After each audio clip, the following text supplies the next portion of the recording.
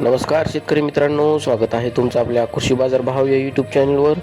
आज आपण सोयाबीन बाजारभाव लाईव्ह या व्हिडिओच्या माध्यमातून बघणार आहोत. तत्पूर्वी आपण चॅनलवर नवीन असाल व दररोजचे बाजारभाव अपडेट आपल्याला हवे असतील तर या चॅनलला सबस्क्राईब करा आणि या व्हिडिओला नक्की लाईक करा. चला तर व्हिडिओला सुरुवात करूया.